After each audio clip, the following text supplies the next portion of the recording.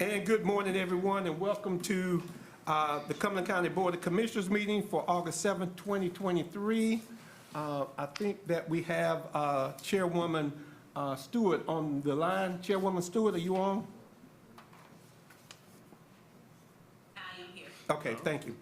With that, we're going to start with the invocation and the pledge by Commissioner Council. Oh, I'm sorry. We also have Commissioner Booth on the line. Thank you. Good morning. Good morning.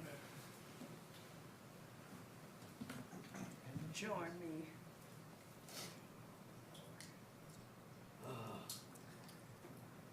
Join me for a word, please. Heavenly Father, we come before you as we prepare for a meeting for all of our citizens. We ask that you keep us in the palms of your hand as we strive to do the best we can for the citizens of Cumberland County. Amen. Amen. I pledge allegiance to the flag of the United States of America and to the republic for which it stands, one nation, under God, indivisible, with liberty and justice for all.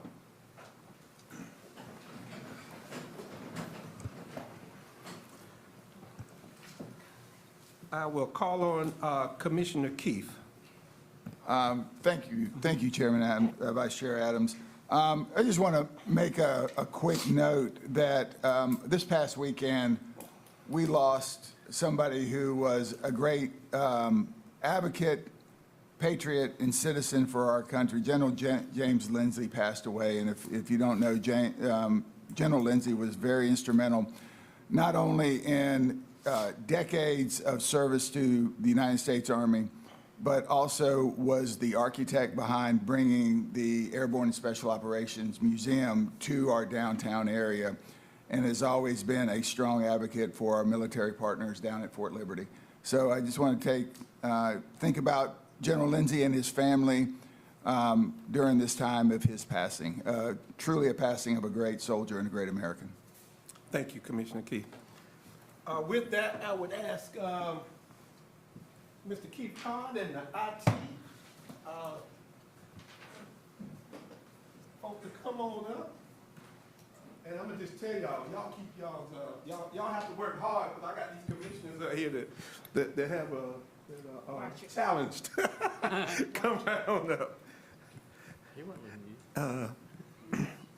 And Commissioner Stewart was there along with, I think, Commissioner Fairclough and Commissioner Council at NACO. And it's always good when we go to NACO because we win an award. And NACO is the National Association of County and the County Commissioners. We had our national conference in Austin, Texas. It was hot, too. It was 104, 107 degrees.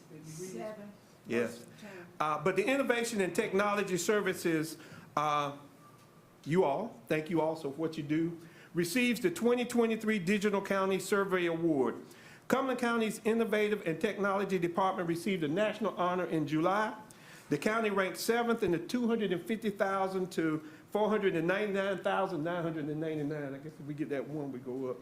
Population category for the 2023 Digital County Survey conducted by the Center for Digital Government in association with the National Association of Counties. The survey provides annual recognition of county performances and innovation in using technology to align with county goals, save tax dollars, Commissioner Keith, save tax dollars, through newfound efficiencies, boost transparency and cybersecurity, encourage citizen engagement, and proactively address citizens' expectations. Cumberland County has received the Digital County Service Award. This is for you all, 2016, 2017, and 2019, and again this year. And this is the 20th anniversary, so it was a lot of folk there, for the Digital County's 2023 survey. And I present this to you, the director, but for all of you all, and thank you all for what you do with that. So y'all come right around here. We can just get a picture.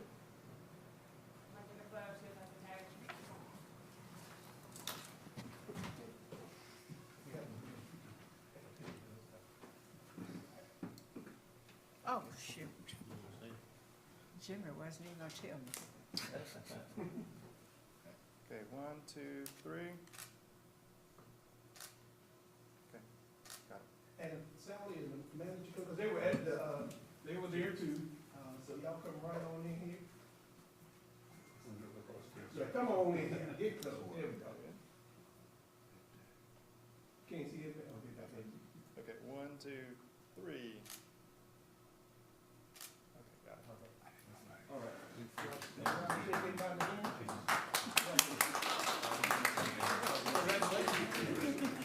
Congratulations. Thank you. Hey, congratulations. I keep busy with all my Hey, problems. congratulations. Thank you for all Thank the work. you. Thank you.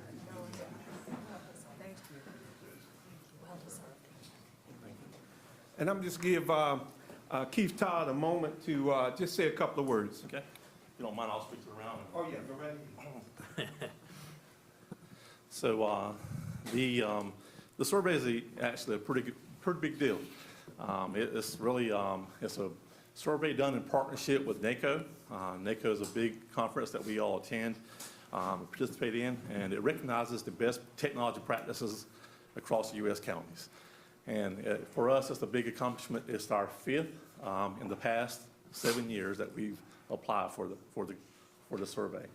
And as you mentioned, you got a chance to meet our ITS management team, but also there's 48 IT professionals behind the scenes too that you may not see today. They're all here and hard working, and we appreciate what they do on a day-to-day basis. And I especially want to thank our county management team, Board of Commissioners for all you do. You're committed to in pursuit of technology advancements and technology investments for Cumberland County. So thank you very much. Thank you. Thank you. The next challenge is going to be with the AI, and they're laughing already. Yeah, that's the next challenge for all of us is the artificial intelligence. County Manager. Vice Chairman Adams, everyone, all the commissioners here should have their budget books, the final version of the budget, and you should also have your budget in brief. If you need additional copies, just let us know. We'll print. And then we also have an additional presentation that we would like to show you all today, video regarding the budget, and we'll get that queued up right quickly. Oh, I didn't see that on there.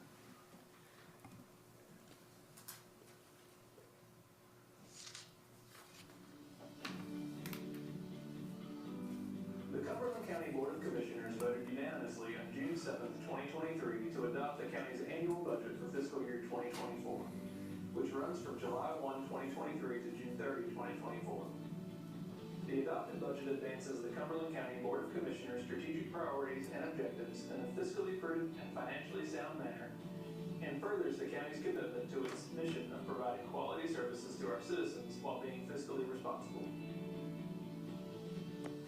Some of those priorities include moving forward with design and construction of the new Crown Event Center, which will replace the existing Crown Theater and Arena, providing funding to extend clean drinking water to residents within the Grace Creek Water and Sewer District to address Gen X and PFAS contamination, as well as laying the groundwork to expand the system to other county residents affected by contaminated wells, advancing design and construction of a homeless support center with anticipated site selection and construction to begin in the first half of fiscal year 24, developing a plan to utilize funds set aside to address mental health issues among county residents, expanding the Ann Street landfill, which will run out of space by 2030 unless something is done to add capacity, and addressing staff retention and recruitment issues. This year's budget seeks not only to maintain current service levels, but continues to build upon existing strengths and amenities to enhance the quality of life of the county's residents, in keeping with Cumberland County's vision statement, to grow as a regional destination of employment, economic development, commerce, and cultural pursuits. So what's included in the adopted budget? The fiscal year 24 budget totals approximately $576 million across all funds, with a general fund total of approximately $382 million.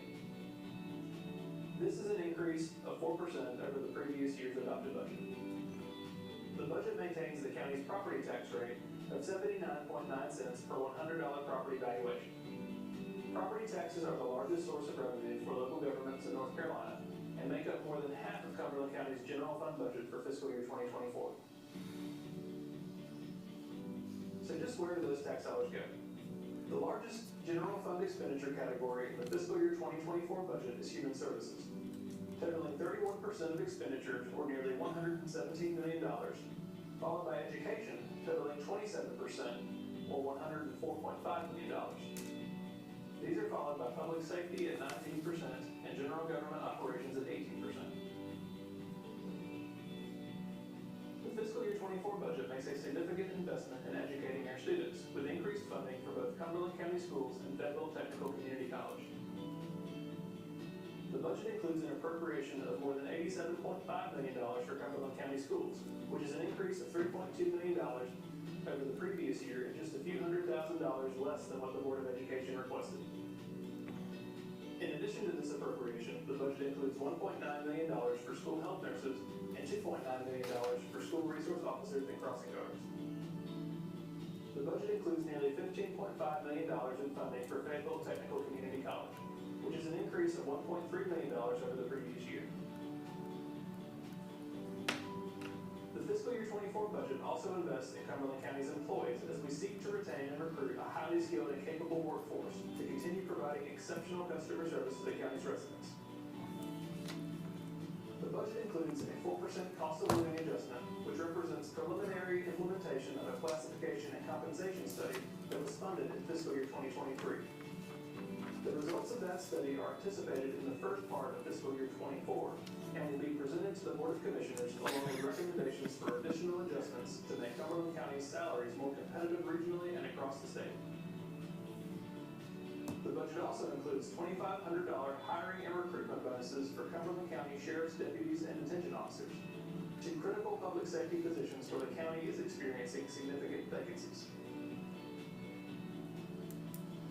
Other new initiatives in the general fund budget include providing funding to address disparities in maternal mortality among our residents, promote health education in barbershops and salons by training barbers and stylists to advocate for positive health behaviors, establish a coffee shop at West Regional Library to provide hands-on job learning and experience for young people and adults with intellectual and developmental disabilities, and contribute funding to the historic Orange Street School Restoration Project to purchase equipment and supplies to provide arts and technology-focused programming.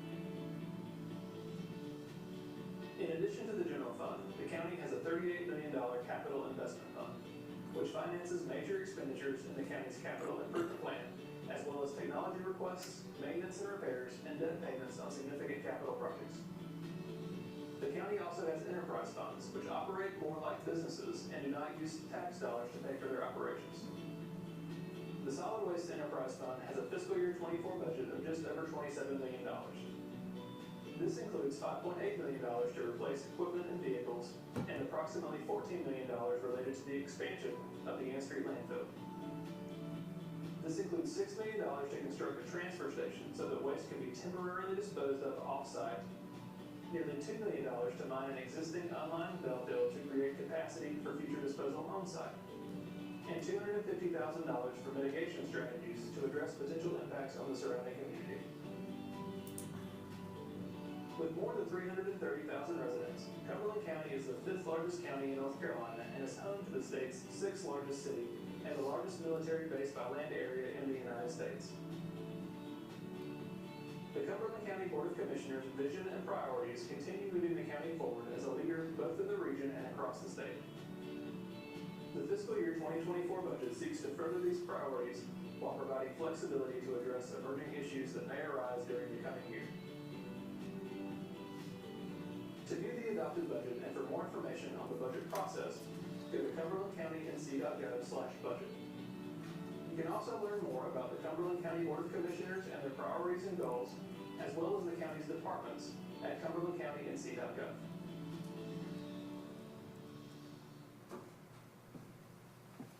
So one of the things we thought about during the budget process is that we had a budget actual book, then we had a budget and brief, but a lot of times people don't take time to read both of these documents. So we created this video to place on the website so people can have more information in a short time period about the major initiatives of the budget, the major funding of the different funds in the budget.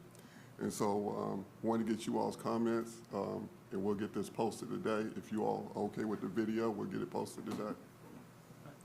Any commissioner have any Comments or questions? I think this is a great way to communicate with our citizens about what's happening with their tax dollars, and I appreciate the work by the staff and the PIO office to get this done. Very nice job. Anyone else? Commissioner I am Council. intimately involved because I've got the most questions, I believe, of anybody. They have to help me, help me understand. But I watched this because I was here before, and I know that all of this hard work has been done while the organization was short-staffed.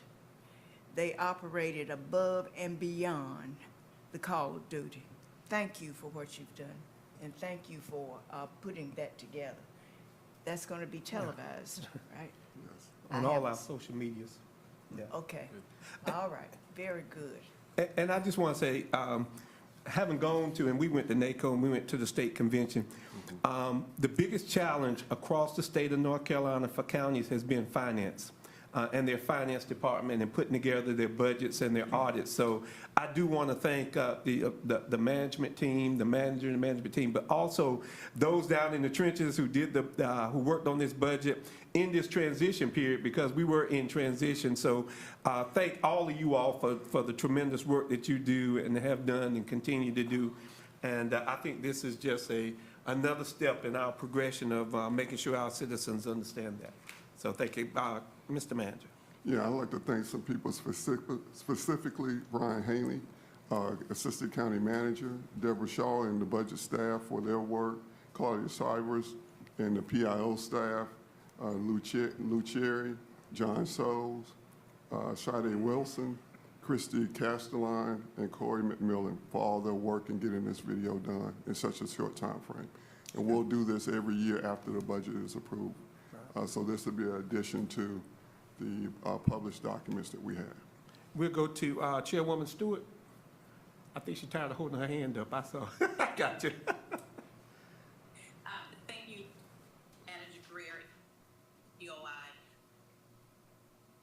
Commissioner Council, televised, and I want we do get a copy of the people so that we can post it. You're right, people don't take time to look at the book or the pamphlet, so I kind of, social media a lot, so I want to make sure that we have it so that we can post it, because people, appreciate having for access, so we can make sure that I appreciate it. Will do. All right. Thank you. All righty. Thank you so very much. Thank you for that. And I take this, we've got Dr. Searles for Fayetteville Tech here. Good to see you. And I'd just like to take a moment just to say our prayers and our thoughts go out to Commissioner Veronica Jones on the loss of her mother. Our thoughts and prayers are with her at this time, and we'll continue to try to lift her up and make sure that she's okay at this particular period of time. So thank you.